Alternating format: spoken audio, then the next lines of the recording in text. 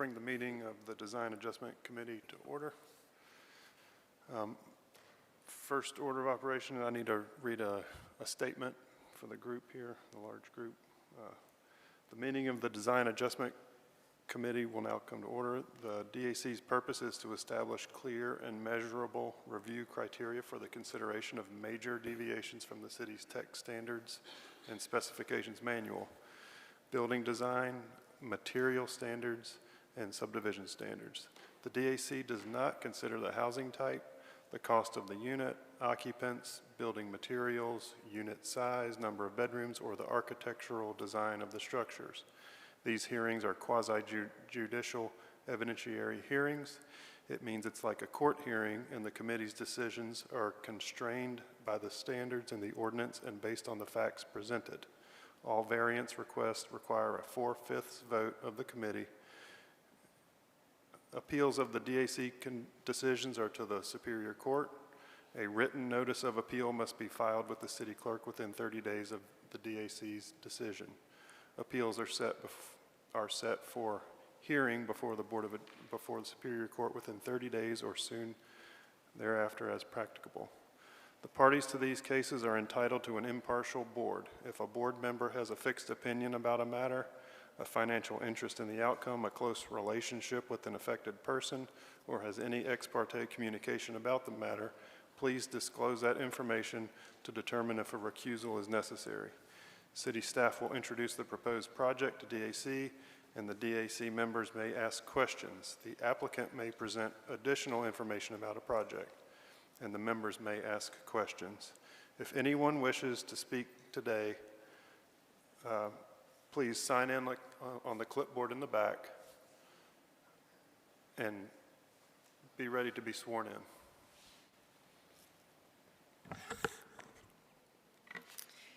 If I could have every applicant, staff, and anyone who wishes to speak today to please stand up and raise your right hand.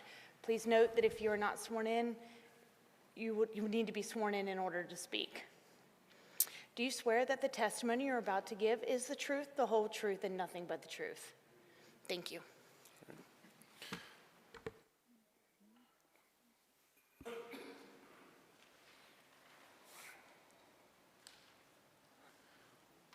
So in respect to everyone that was just sworn in that wishes to talk, please focus on the facts and the standards that are presented today. This meeting is intended to discuss the variances that are being requested to our technical standards. When a witness comes forward, please give your testimony. To give your testimony, please come to the podium first and then state your name and address for the record. And please speak clearly. At this time, staff will administer, just administered, yeah, sorry about that. So I guess the first order of business is the approval of the previous meeting minutes. Did everybody have a chance to read through the minutes? Does anybody have any comments? No comments. Is there a motion to approve? So moved. All right, motion to approve. Is there a second? Second. All right. Everybody in favor of approval, say aye. Aye. Aye. Any opposed? All right, thank you. All right, that brings us to the first item on today's agenda.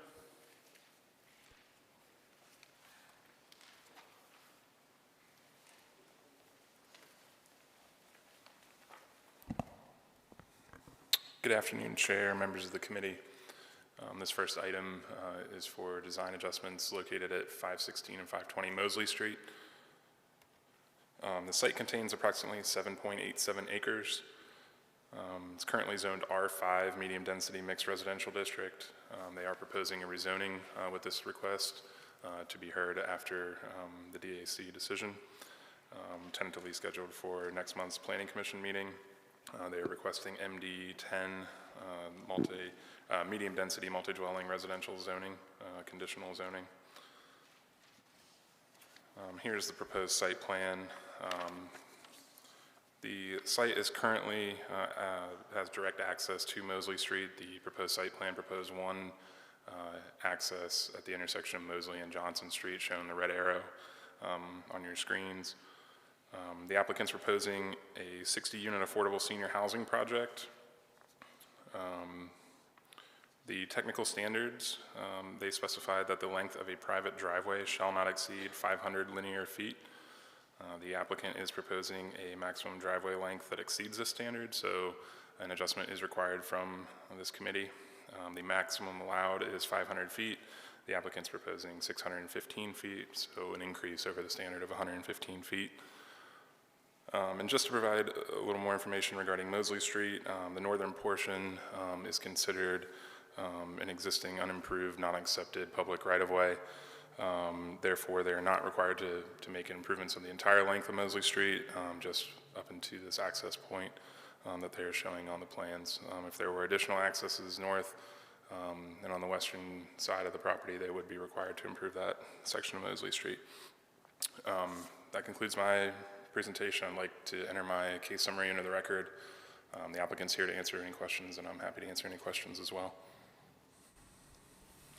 All right, does anybody have any questions for Pat? I have one question. There we go. Sorry about that.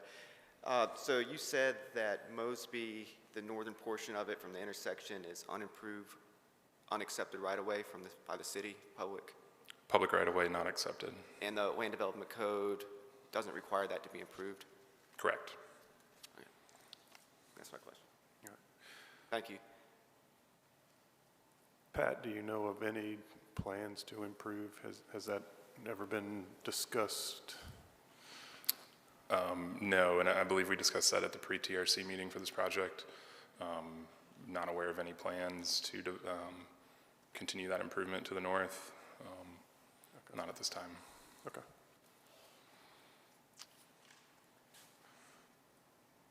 All right, I guess we'll All right. invite Thank the you. applicant up.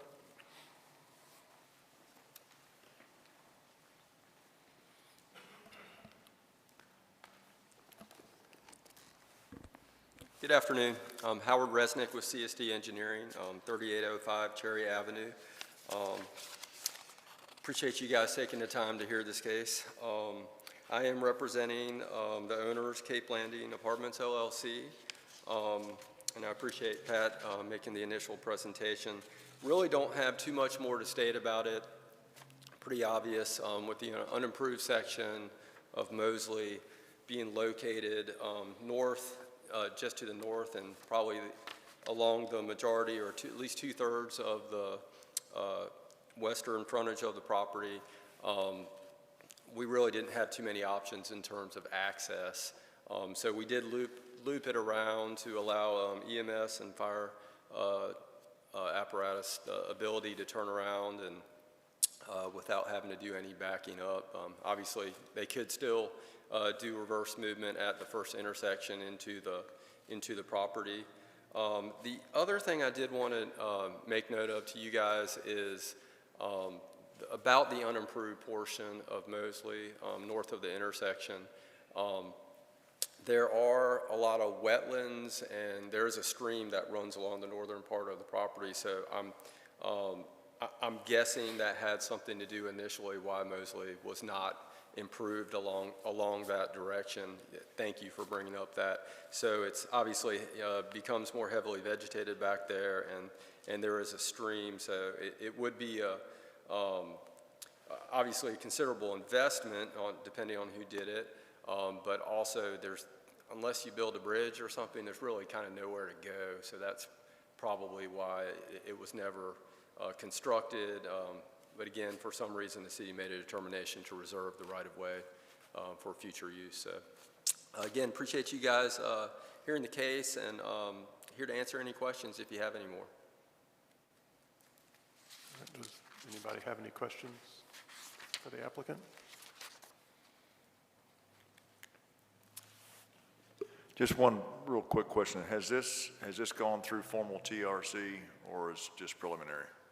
I think we've taken it through pre-TRC, is that correct? That's correct. Yep, Pre-TRC. Pre-TRC. Pre-TRC. I think we needed to get through Design Adjustment Committee before we take it any further and go through full TRC. Thank you. Yep. Thank you, gentlemen. All right, well, I got one more question, sorry. I think part of the intent of that 500-foot rule is so that we don't get a large development with only one access point out to the public roadway. Was there any initial design consideration to provide a secondary access, like a D-shaped road like you have shown, but adjacent to Mosley Street? Well, again, our options were limited.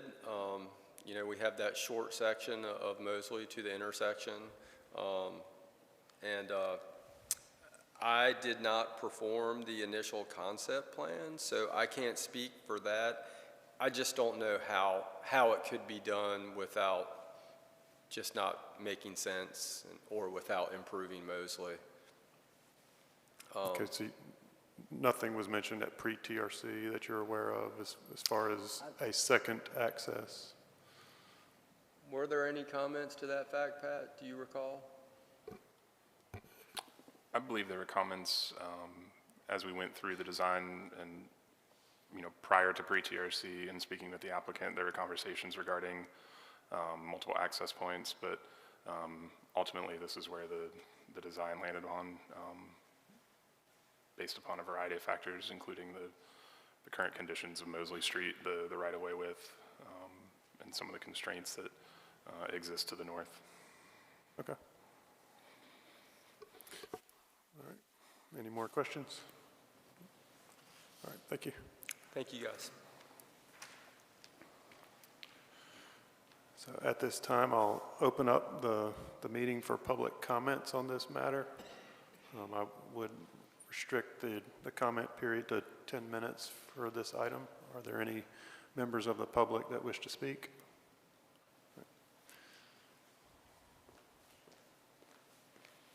My name is Carl Boykin. I live in East Wilmington on Manley Avenue, one street over from the projected development.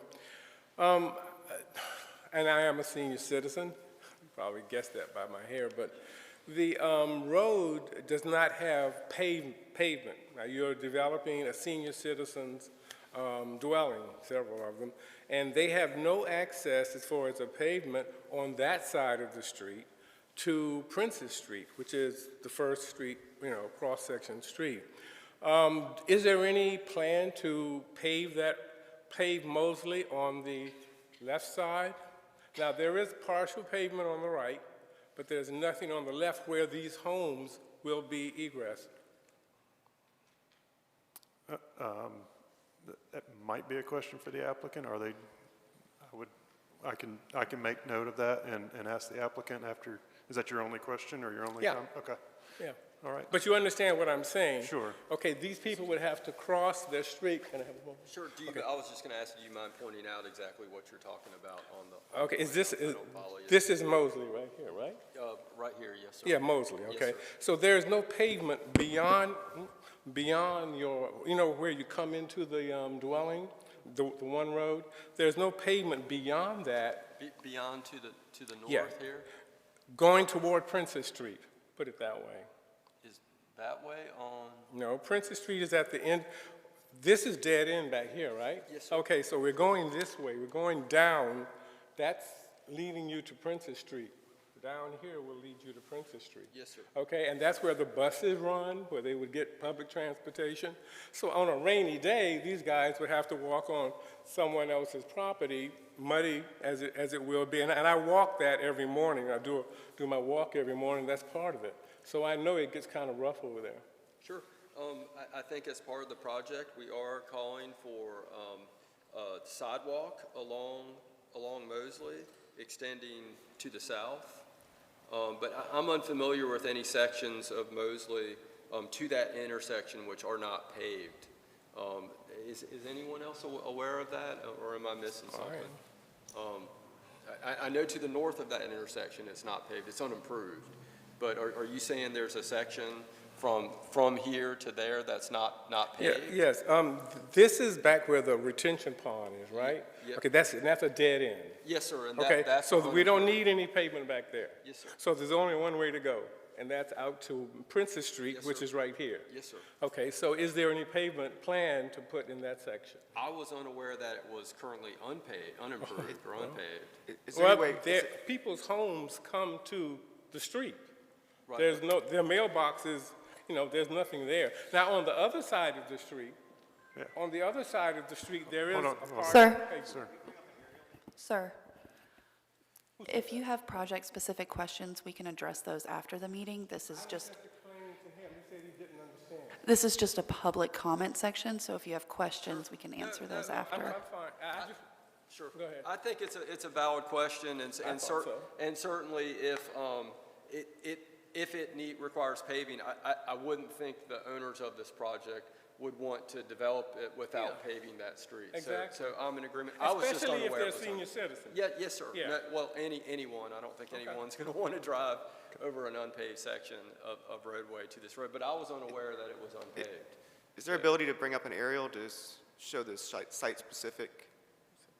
Because I don't believe anyone's aware of the section you're speaking of. And this would come up during the formal review, for the formal TRC, and I'm certain the city would make some comment or require it. Mr. Resnick, hang on one second. It sounds like that maybe we need to close the public hearing so that you can address the gentleman's question. And then I'll need you to give all this information into the microphone. So I do apologize to make you have to redo this, but, so the gentleman, I think, has spoken his question. And so then if no one else is going to speak, they'll close the public hearing. And then you can come back up and say it all again. Thank you. and in the meantime, we'll pull up an aerial photo of the area, or street view or something, so. All right, does anybody else in the public wish to speak on this item? All right, seeing no other, I'll close the public comment period and invite the applicant up to respond to the question of, is any portion of Manley Avenue? Sure. So I believe one of the public comments was concerning possibly a section of Mosley Street from Princess to the proposed project access point being unpaved. And I am unaware of any section of that Mosley being unpaved. He did insist that a section was unpaved. And certainly, to me, that seems like something that would come up during the TRC process and would either be a requirement of the applicant or with some sort of cooperation from the city of Wilmington. And I'll just add that a section, as part of this project, we are proposing and showing on our plan addition of sidewalk along the eastern portion of Mosley Street from the proposed access point south towards Princess Street along the frontage of the site to Mosley. And just so I know where I am, Pat, on the screen here, is that Johnson Street on the left side of the screen? I see a, That's correct. This is the intersection of Johnson and Mosley, and this is the site. okay, so the site will be accessed directly across the street from Johnson Street Correct. on the current plan? Okay. Yes, sir. So from Johnson Street, and on my plan, it says, I see another road, Price's Street to the south, Price's Lane, there's a cul-de-sac. Is that the opposite direction? Does that intersect Mosley in the opposite direction, Pat? Yes, that's to the south, but the site does not have frontage on Price's. Correct, yep. So, okay, thank you. Thank you, gentlemen.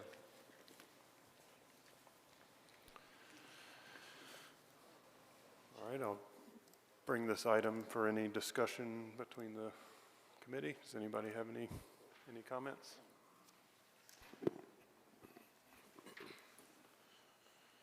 I just want to state that the site does have appropriate circulation, and without the land development code requiring improvements to the north, and looking at the adjacent parcels, there's not an opportunity to provide connectivity to the other parcels. I'm in favor of approving the site plan as shown. Any other comments? No? It sounded like a good motion there, Eric. Would you like to entertain a motion? Make a motion to approve the site plan as shown. With the justification that you mentioned, that you just mentioned? And it has appropriate circulation without the ability to provide connectivity to adjacent parcels. Make a motion to approve. All right, thank you. Is there a second to that motion? I'll second it. All right, any further discussion? All right. Seeing none, all in favor, say aye. Aye. Any opposed? That motion passes. And that brings us to our second item on the agenda. I'll invite staff for the presentation.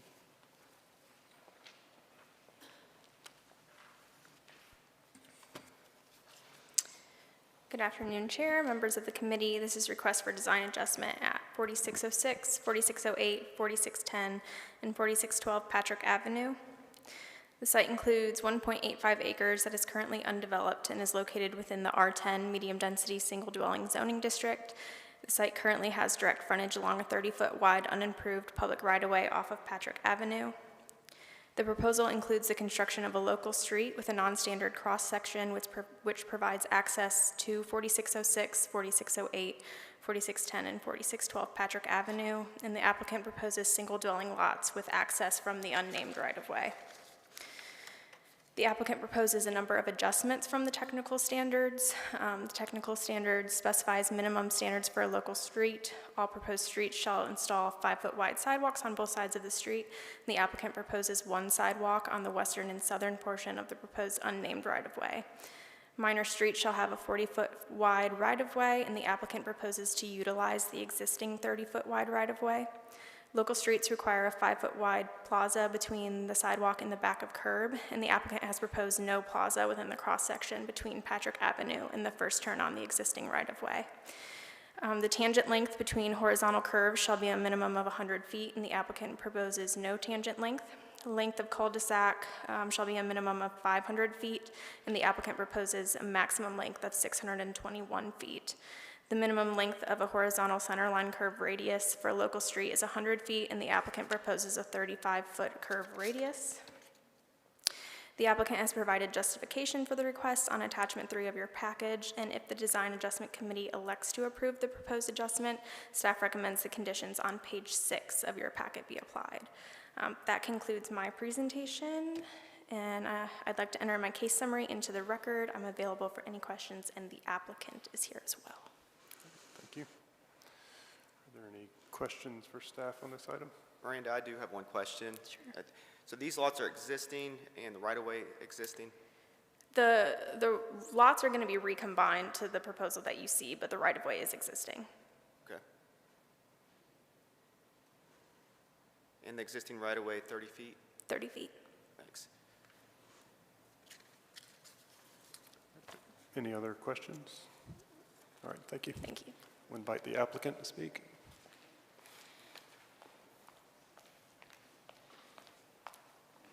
Good afternoon. My name's Cindy Wolf, and I'm here on behalf of the Liebers who own this property. I'm going to start with a little bit of history, which I think will be helpful not only to you, but certainly the folks that are here from the neighborhood.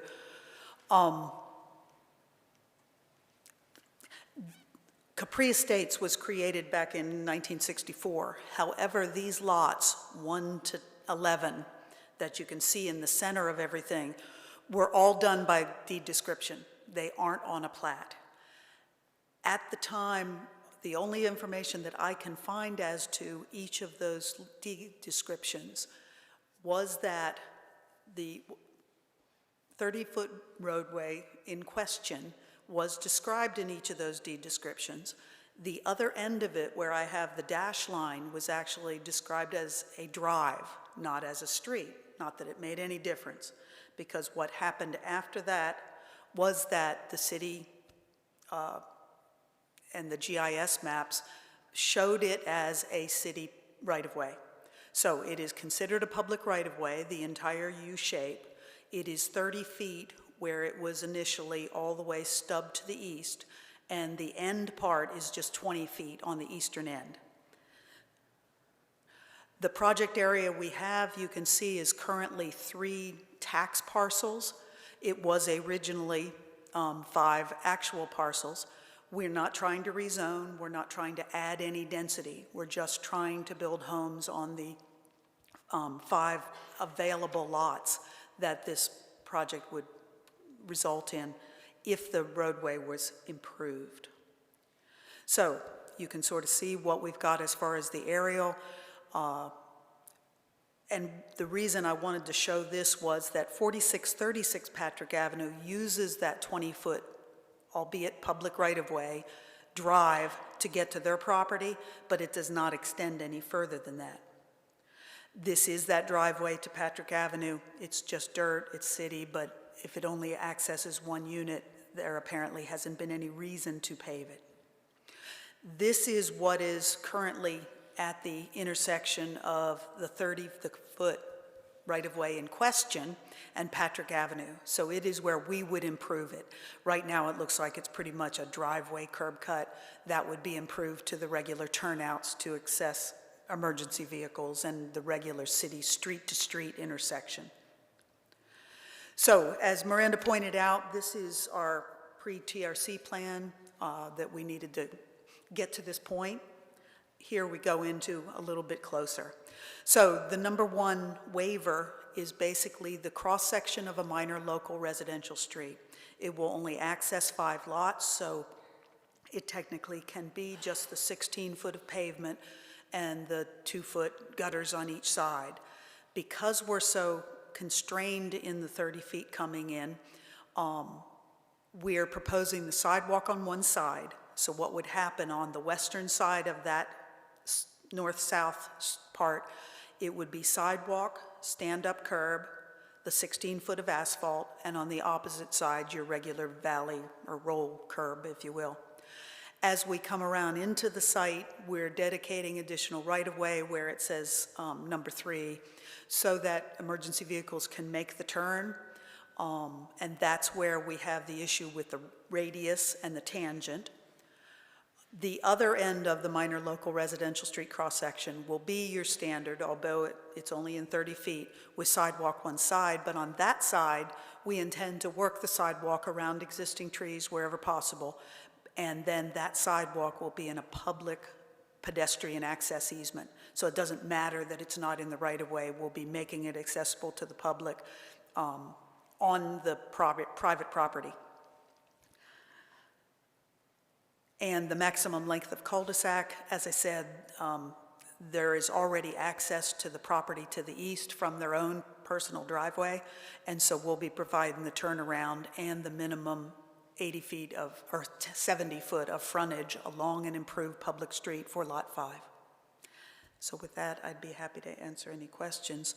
We do believe that granting these waivers would continue to meet the intent of the code. It wouldn't increase congestion or compromise safety because traffic will be limited to the ingress, egress of those residents. Waivers wouldn't be contrary to the public interest or endanger the overall public safety because we are in fact making improvements that meet emergency services criteria. And we believe that this does conform to the comprehensive land use plans as far as infill sites where public services are already available. Thank you. All right. Does anybody have any questions for the applicant? I have a question. So for the portion of the road coming off Patrick Avenue and the sidewalk making the connection, are you proposing vertical curb along that section? Yes, that's what I said. That section will have to have the vertical curb because there's no median in between the valley and the sidewalk. Perfect. Then it'll transition at that bulb, and then we have the required median or in excess of it if we're working around the trees in lots 2 to 5. I do have a concern. I believe that's a 48-inch live oak, and I know the sidewalk is a requirement, and that's part of the reason you're here. I am concerned about the disturbance to that tree. That's a significant tree. I haven't seen it up close and personal. Certainly, we can get an arborist to work with once we get out there with the tree protection fencing and how, I mean, obviously, I'm showing the canopy based upon the 48-foot circle. I don't know whether it's, lopsided or, I can't really address that. But yeah, we're concerned about it too. He wanted to save as many of those trees in the back as possible. Perfect. Maybe informal TRC, the arborist can input, and there are options of tree bridging for the sidewalk or pervious materials, and trying to keep the sidewalk without limited grading. Hopefully all that's worked out at formal TRC. I just wanted to note it's a concern. They usually do a very good job of that, the engineer, whoever that may be, which may be Howard and the owner. Any other questions? Applicant? Got Thank one. you. Oh, go ahead. I've got one question. Was just a standard intersection considered here instead of a curved roadway? Was like a T-shaped intersection ever considered instead of the radius and the tangent issues and? To come in 80 to feet come and in. then just go the other way 80 feet? No, I guess just the smoothness of, I saw this done on Bradley Heights, another project over off of Pfeiffer, and it seemed to work really well for the circulation. Okay. Now, the concern would be certainly that dog leg left. I guess it's a toss-up. It wouldn't harm us other than, go into that lot number 1 a little bit. But then it would be a stop situation. It could be, yeah. Okay, I didn't know if, I see two variances associated with that curvature. Gotcha, And I with the didn't know if- tangent and I the didn't know if just a radius. standard intersection design would eliminate 2 of those variance requests, so, okay. But you said emergency, do you know what kind of design vehicle was used to establish that curvature? I don't. My understanding is, if the fire trucks generally get around a 25-foot radius, then that is what, I have in excess of the 25-foot center line radius, Okay. and inside curve. That's why the bulb comes out, because we couldn't impact that corner of the lot that faces Patrick. So from there, we started the lanes, and you end up with a center line radius of, I think, like 80 feet. Okay. And at the end of that cul-de-sac, is that hammerhead style turnaround? Yes, that what is that's standard intending? by the city standards. Okay. All right. Any other questions? All right, thank you. All right, at this time, I'll open up this item for public comments. I would like to restrict the comment period to 10 minutes, just for time. So if anybody from the public would like to speak on this comment, please come to the podium and state your name and address.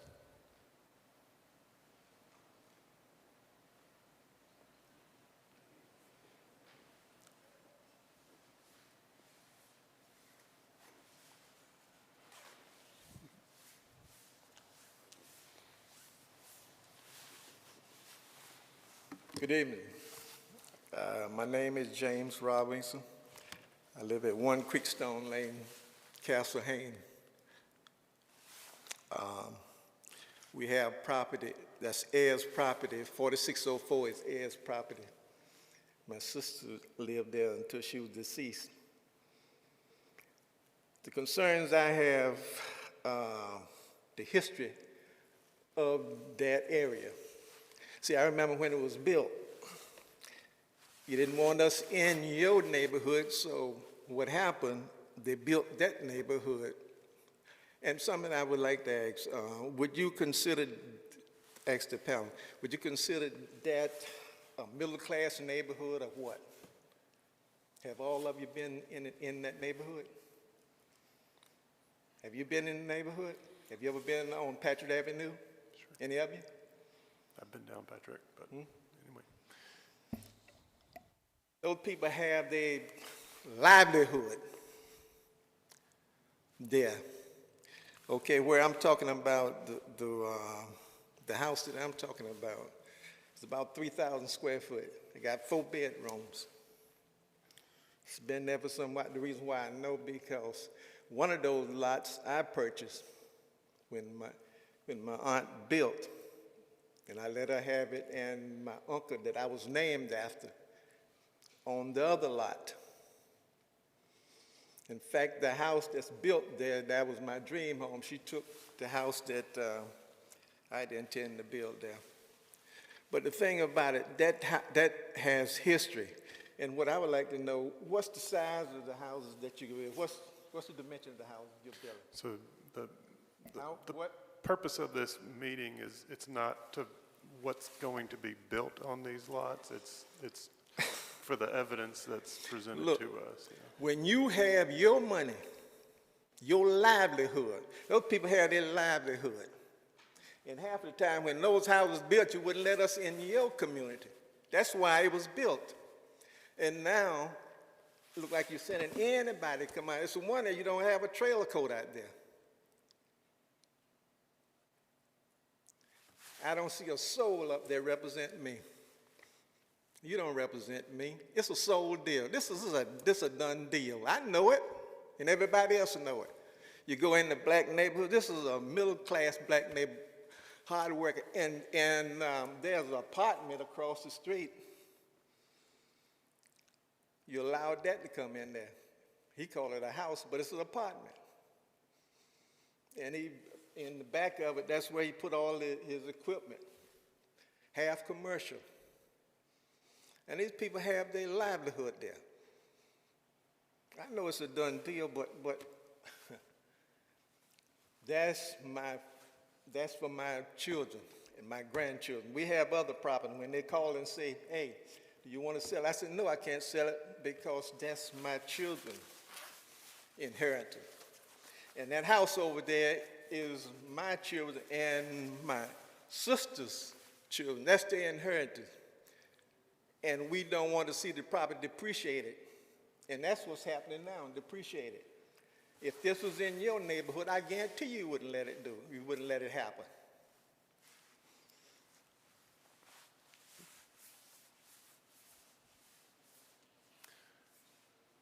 Is there anybody else from the public that wishes to speak on this item?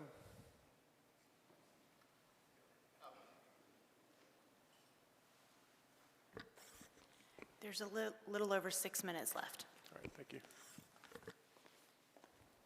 My name is John Wilder, and I live at 4607 Patrick Avenue. Been in the neighborhood for 46 years. Retired Marine Corps veteran. And as Mr. Robinson said, I want to leave something to my kids.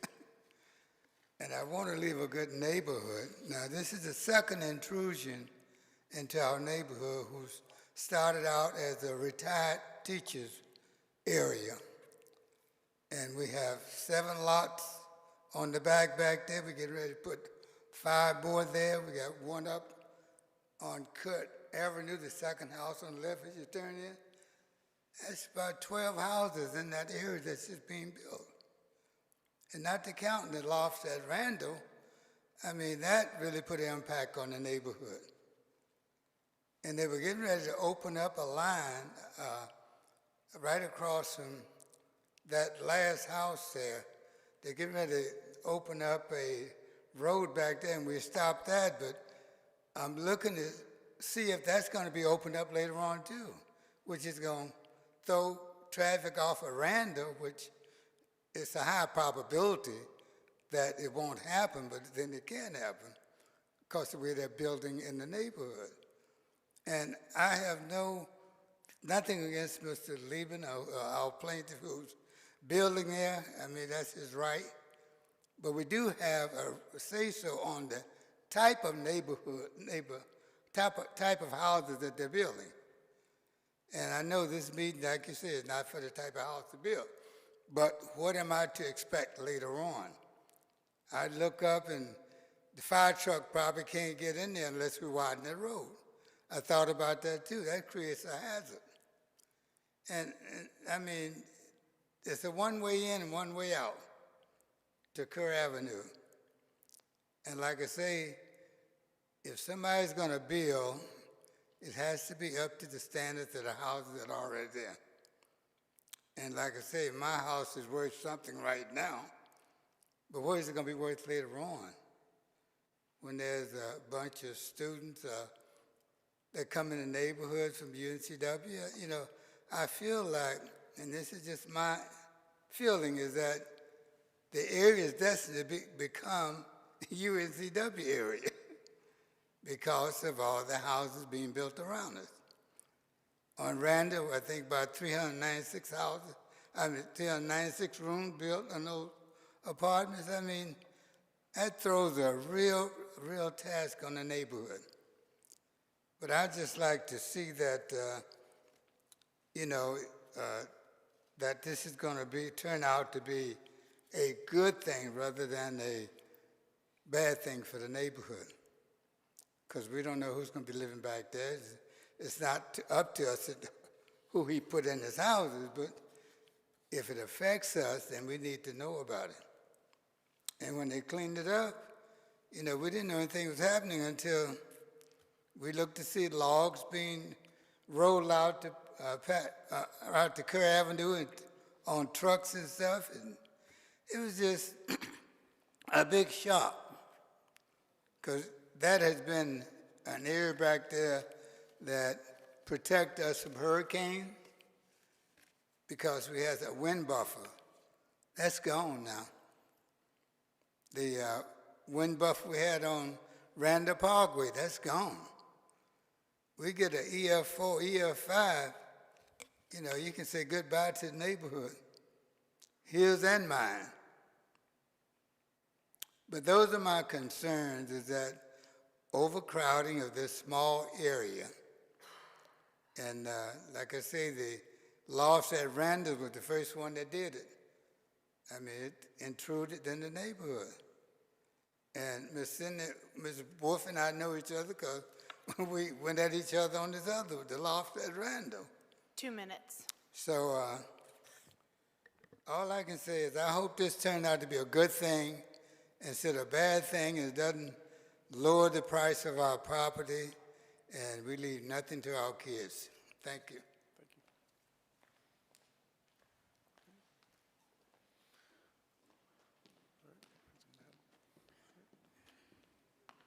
My name's Elijah Burr. I live at 4628 Avenue. I've been there for the last 5 years. I'll be brief. My main concerns, if you look at where 4628 is located, it's towards the end of where their cul-de-sac is going to be there.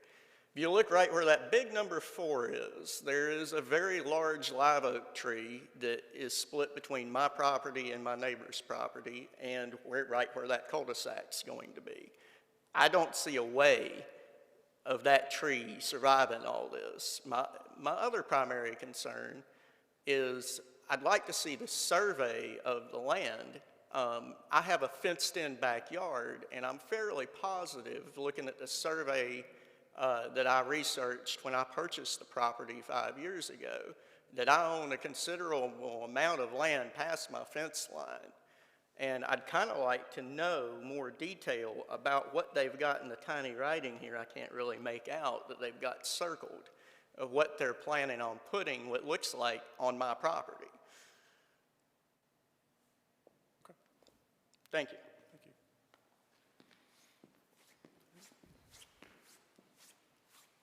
Hello, my name is Anastasia Farrell. I'm an owner of the lot that is extending beyond what the planned road is, and we talked with my family members, and we're the owners, and we plan to live there ourselves, not rent it out to anybody.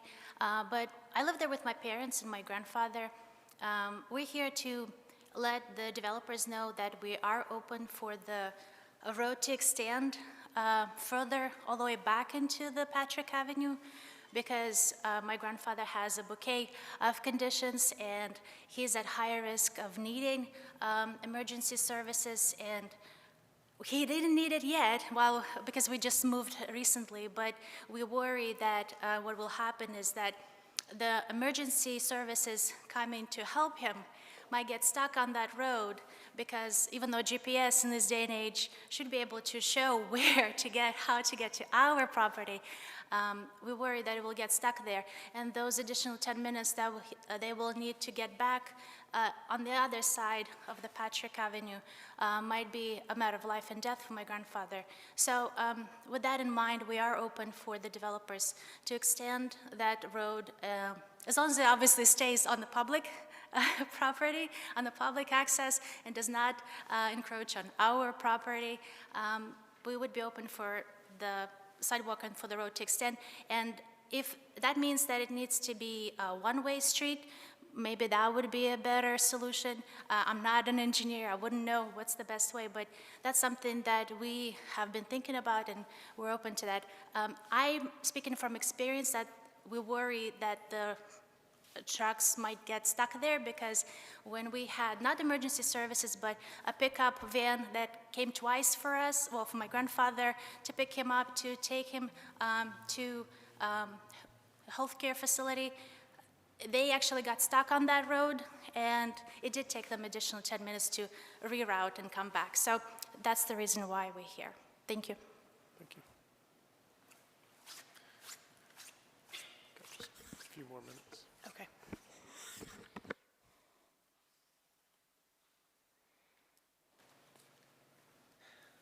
My name's Anna McDonald.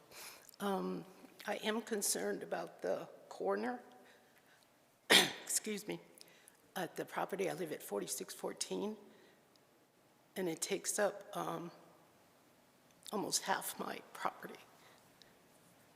I'm not sure what the circle is also there. Does it just mean they're narrowing it to get around that one corner where it looks like it's in my property where the first circle is, but then when they come around that outer circle for what they say they can get fire trucks back there? Years ago when they tried to develop that before, there was no way to do it according to the owner that had it previously, which I guess would be Mrs. Lieber or Todd's maybe mother-in-law, or I'm not sure how they're related. And they did take part of my fence apart, which they never did fix. And my fence is complete down the back and part the side. So I'm not sure what that first circle is, if somebody could explain that to what that means, because I can't see the writing as to what that is. Are you talking about the red circle? Yes, that Okay. goes into my property there. I think that's just identifying a note That they're on the. narrowing it there? No, they're identifying the note on there that's written inside it. That red circle is just to bring attention to a comment on the plans. Okay, It because has- on our paper, we can't read what that says, so I don't know what it means. But again, I do worry about fire trucks getting back there. And again, as you said, the oak trees, because that's a massive oak right in that corner. It's got to be over hundreds of years old. Not only that one, there's others in there too. But in any case, that's what I'm most, and the noise, of course, when they put this road in, especially because it's, like I said, bordering on both sides of my property. Okay. Thank you. Thank you. Is there anybody else that has any other comment with additional information?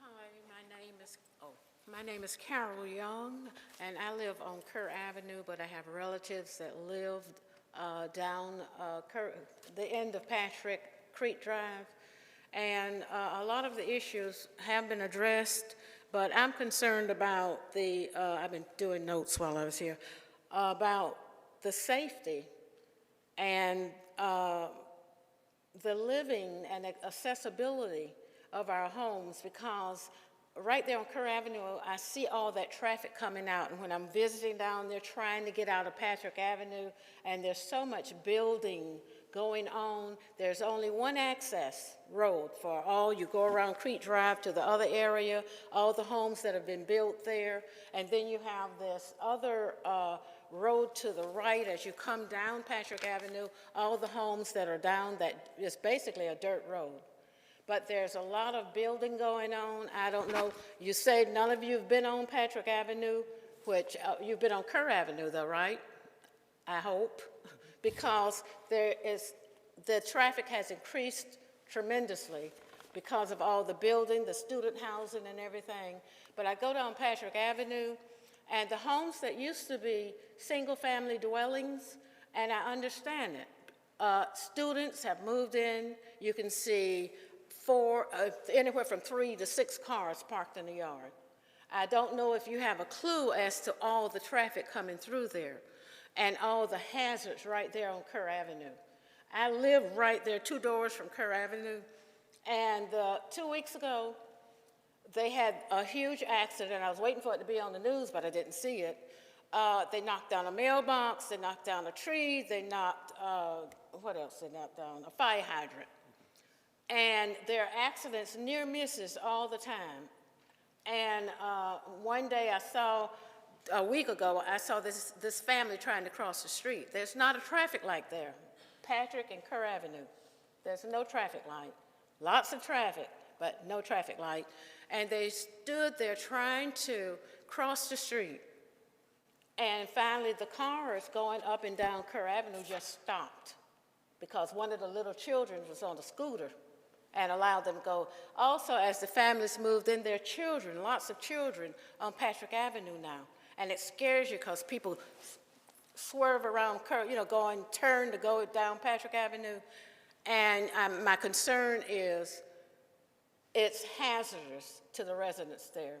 Before you approve anything, additional building, do you take into consideration how it's going to affect the residents that are already there? And there are a lot of families there, just as it was expressed, that have been there for decades and decades and decades, and we don't mind change, but do it safely and do it with reasonable consideration of the families that are living there.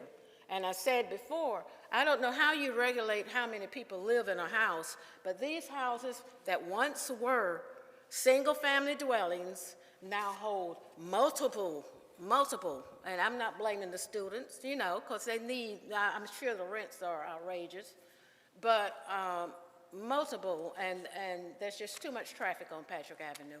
As it is, now they're building more houses back there with no regulations, and I don't know if you can regulate that, but something really needs to be done before additional, and that's not just in Patrick, throughout Wilmington. You need to be considerate of the neighborhood. That's all I have to say. Thank you. All right. She pretty much pointed out the same ideas that I had in mind to say about. Ma'am, you need to come to the My name microphone. is Janice Poole. Thanks. I live at 4613 Patrick Avenue, and my driveway to my property sits precisely in front of this area that is going to be open for them to get back to those houses back there that are proposed to be built. I am concerned that I back out of my driveway, and I am going to be backing out into an intersection now that is going to be flowing with traffic, not only the residents there, but also service vehicles as well. And as she said, there are children in the neighborhood now. When I first moved to Patrick Avenue back in 1981, there were no children. They were all adult children. The residents there were mostly into the education field. Their children were grown. Some of them had already retired. Some were still working. And it's just massive that, people can just come into your neighborhood and you have no control on who is there. You can't sort out who you want to be there. But the fact of the matter is, I'm very concerned about the traffic, as everyone else has spoken about. And like I said, my driveway is going to be sitting directly in front of this intersection to the area that has already been established. There's nothing that we can do about that. That was just my concern, my comment. All right, thank you. All right, with respect to time, I'm going to close the public comment period. I'd like to ask Ms. Wolf back up here just to follow up on a couple of questions that were. I don't see it on the map, but, or on the tree inventory map, but the large tree that was referenced underneath the big number 4, is that, do you know anything about?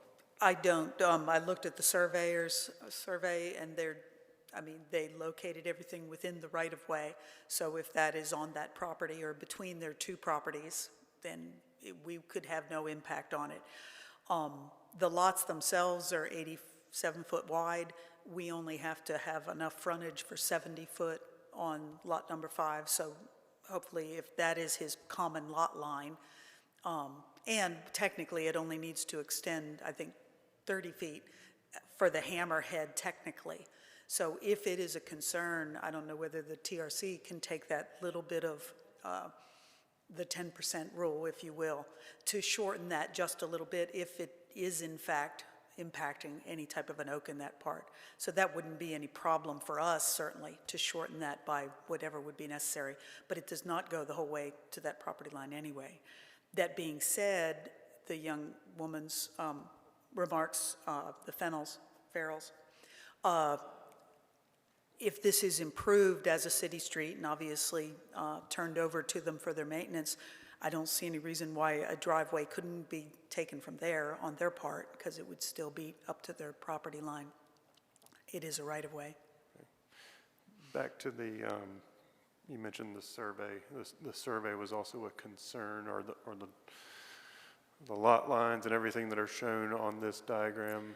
We would be restricted to working within the right-of-way, other than on our side of where we have the property that's being developed. The road has to fit in here. That's partly why we are asking for the waiver of the sidewalk just on the one side, which will access all of these properties, because otherwise that sidewalk would be right up against the side of Ms. McDonald's property or the backs of all of those properties. This way, there's 5 foot of distance between the back of the valley gutter and their property lines. Okay.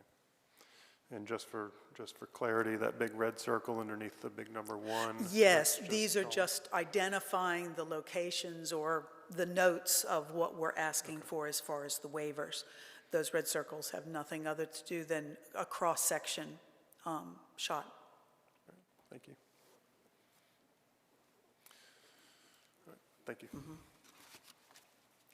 Is there any initial thoughts from staff on any of these items?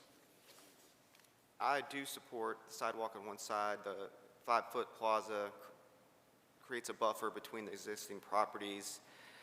I do have a question whether or not the comprehensive plan on Patrick Avenue shows sidewalk or multi-use path proposed in the future. If it does not, I would suggest removing the sidewalk along the northern portion of the existing parcel where the proposed properties are not, so that to protect the tree, number 1, and 2, to create additional buffer from the existing properties. That sidewalk's going to abut their property line and be hard to construct, especially with existing trees. If there's a proposed multi-use path or sidewalk in the future, I definitely see reason for the connection. To that point, the Walk Wilmington plan, which was just recently adopted, it does identify improvements along Carr, but not on Patrick. That's certainly not to say that improvements on Patrick couldn't be made in the future. Okay, and refresh my memory, maybe a question for staff, but if sidewalk abuts the curbing, is it supposed to be 6 feet wide? So would that?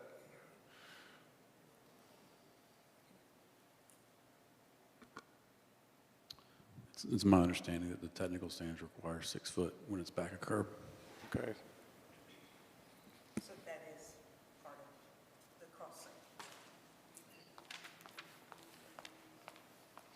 I'm sorry, that is then, yes, part of the cross-section waiver that we're asking is that it be 5, but based upon that vertical curbing. Gotcha, okay.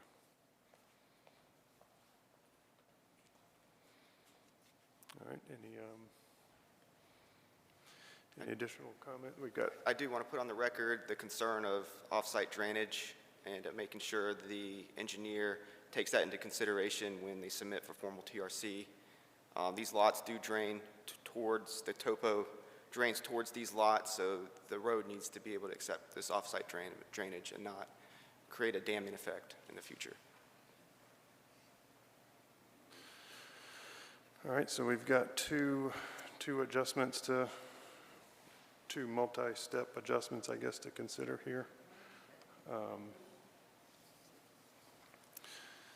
The first adjustment, street right-of-way pavement width, alignment, and the geometric design, referencing the 30 feet right-of-way width is non-standard, but to me that it's what's out there today.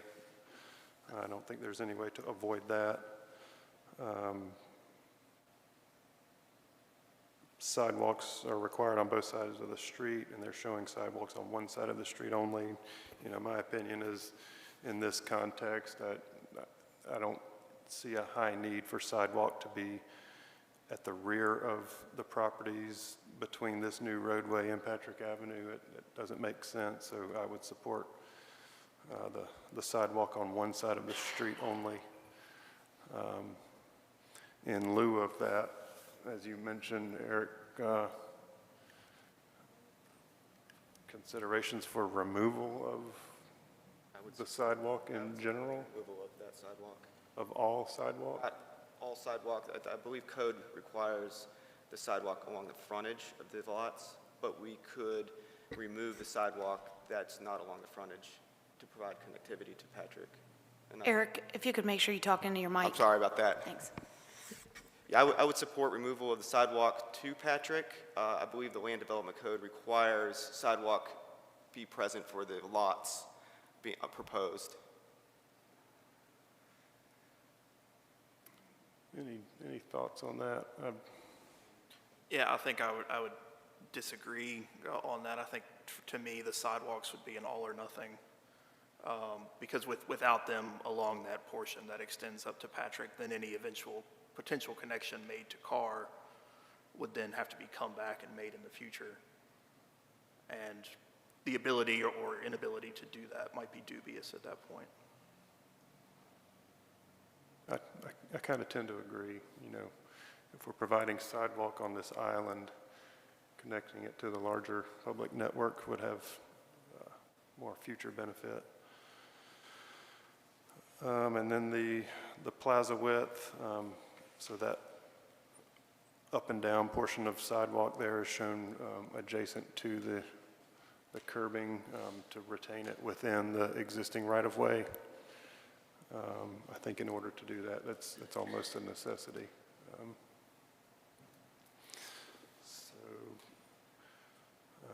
Regarding item 1, I'll make a motion to approve the non-standard,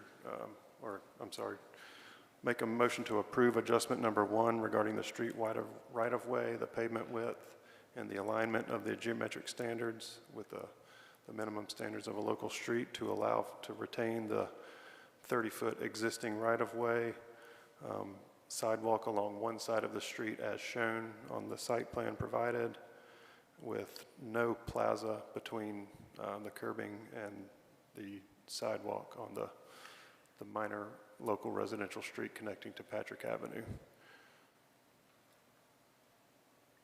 Is there a second? Second. All in favor of that motion, say aye. Aye. Any opposed? So adjustment number 1 passes. Next up for discussion is the minimum and maximum street design standards. Does anybody have any comments on the center line radius being less than a typical local residential street section, or the having no tangent between the horizontal curvature? Or are there any concerns about exceeding the length of a cul-de-sac by 121 feet.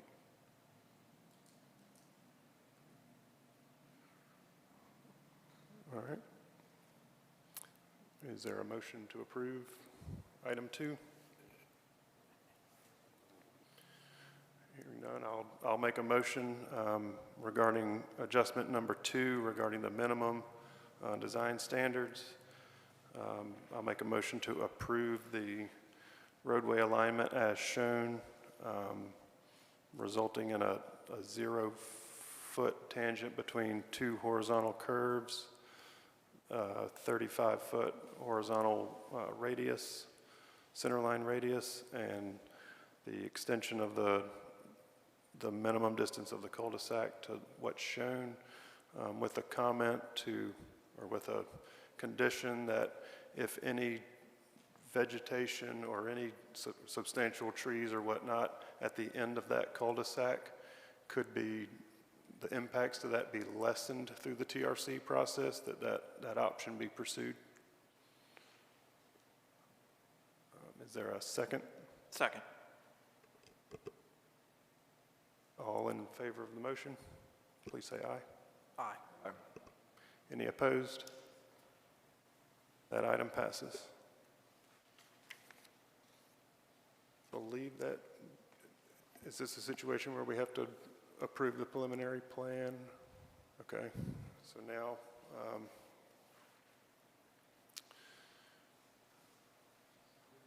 I need to get my notes here. So in consideration of the preliminary plan as shown on the screen, is there any additional discussion of the orientation or anything in general? Is there a motion including any justifications and including the comments of staff or the conditions that have been placed on this by staff?